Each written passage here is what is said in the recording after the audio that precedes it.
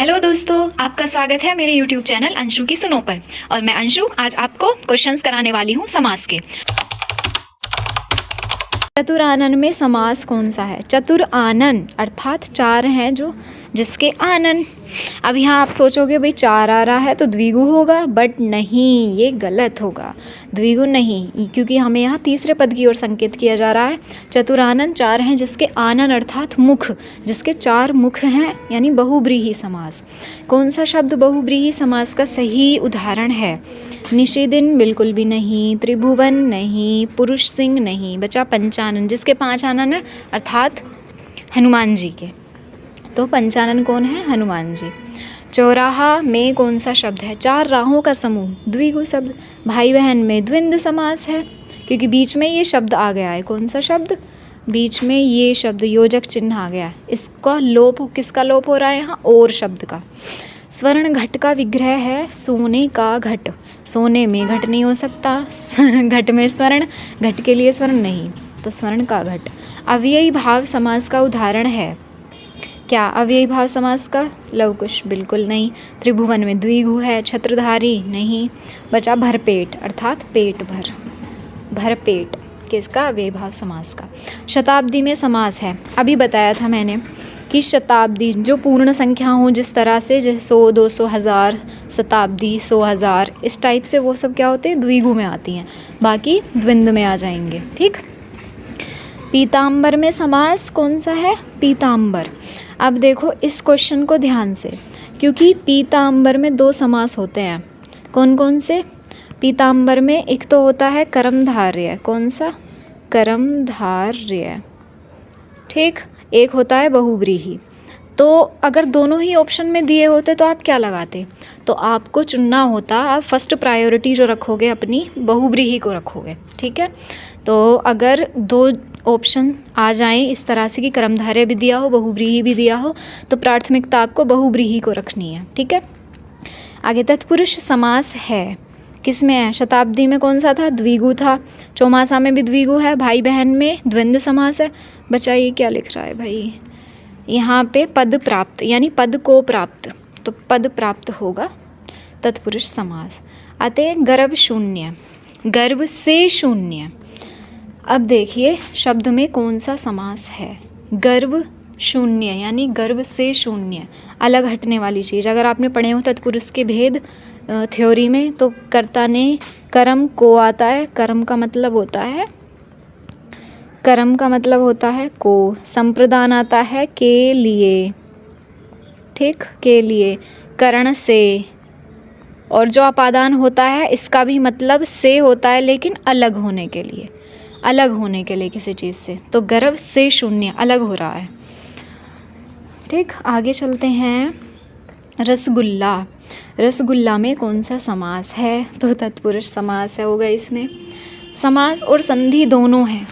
जलोष्मा, इसमें है संधि और समास, इसमें संधि भी है और समास भी है। जल की ऊष्मा, जलोष्मा, जल की ऊष्मा तत्पुरुष समास, और संधि, संधि कौन सी है इसमें?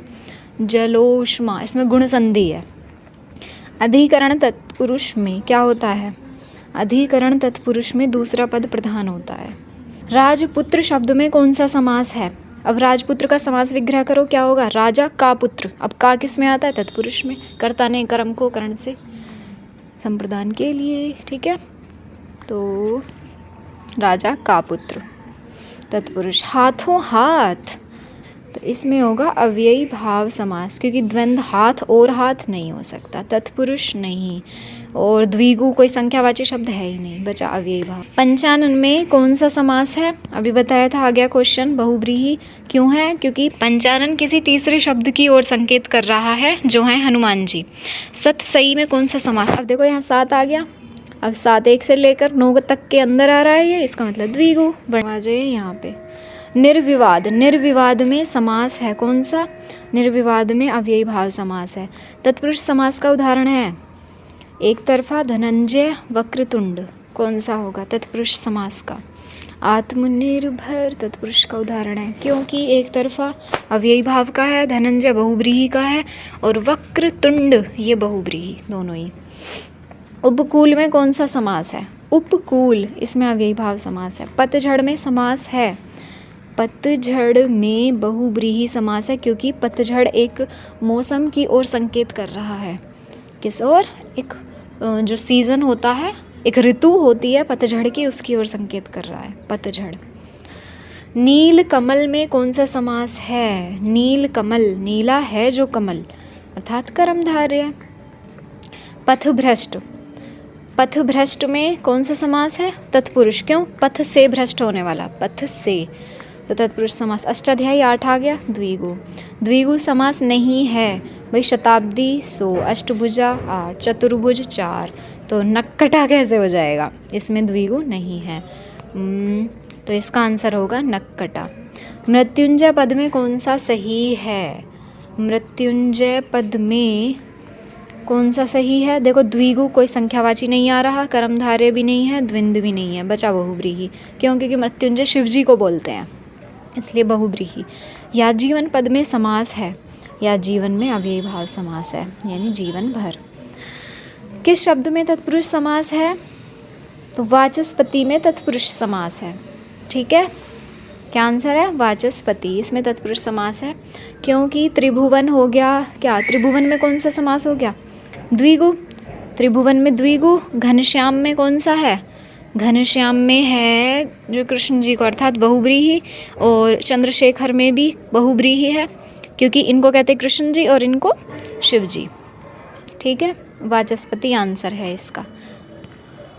ओके, वनगमन में समास है, वनगमन करने वाले, द्विंद बिल्कुल नहीं हो सकता, कर्मधारय भी नहीं है, अव्ययी भाव भी नहीं, बचा तत्पुरुष। गमन, वन के लिए गमन।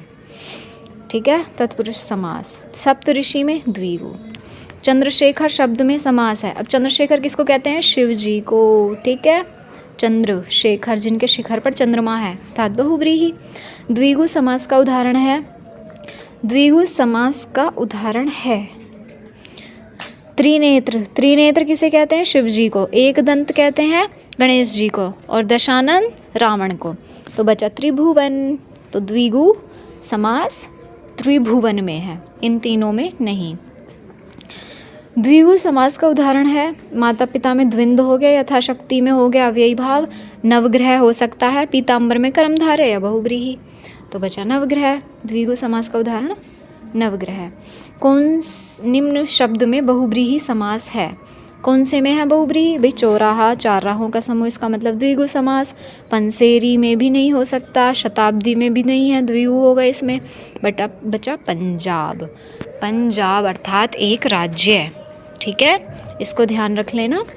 पंजाब में क्यों? क्योंकि तीसरे शब्द एक राज्य की ओर संकेत कर रहा है ये। पॉकेट मार शब्द में कौन सा समास है? बताओ। पॉकेट मार शब्द में, यानी पॉकेट को मारने वाला, अर्थात तत्पुरुष। आगे चलते हैं। निम्नांकित शब्दों में से संबंध बहुव्रीहि सामासिक शब्द है। बहुव्रीहि कौन सा है? यानी तीसरे पद की ओर संकेत कौन कर रहा है? दशानन नहीं कर रहा है, रावण की ओर संकेत। बस खत्म। कौन सा शब्द अव्ययी भाव समास का उदाहरण है? अव्ययी भाव समास का, भाई नवग्रह में कौन सा है? द्विगु। गांठकर में भी नहीं है, महात्मा भी नहीं है, महात्मा में कर्मधारय हो जाएगा। और बचा आमरण, जिसमें आजीवन, आमरण, आजन्म, ये सब अव्ययी भाव के होते हैं। यथाशीघ्र में भी अव्ययी भाव ही है, कि यथाशक्ति, यथाशीघ्र, यथा समय किसके हैं? अव्ययी भाव के। जनतंत्र शब्द निम्नांकित में से किस समास प्रकार के अंतर्गत आता है? तत्पुरुष के कितने भेद होते हैं? ये कर्ता ने कर्म को करण से संप्रदान के लिए अपादान से अलग होना, संबंध काकी के अधिकरण में पे पर संबोधन है भो अरे। तो संबंध में आ रहा है का, की, के। संबंध में क्या है? का, की और के। ठीक, तो ये किस में है? संबंध में। और इसका हम समास विग्रह करेंगे तो जनता का तंत्र इसके अंदर आ गया, तो ये हो गया। और संप्रदान का मतलब क्या होता है? कर्ता ने कर्म को संप्रदान के लिए और करण से। अब आता है आपका लास्ट क्वेश्चन, जो कि है अष्टाध्यायी। अष्टाध्यायी में कौन सा समास है?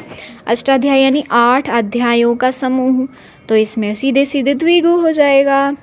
आज के लिए इतना ही। आपको कैसी लगी वीडियो, कैसे लगे आपके क्वेश्चंस, कमेंट में ज़रूर बताइएगा। और थैंक यू वेरी मच।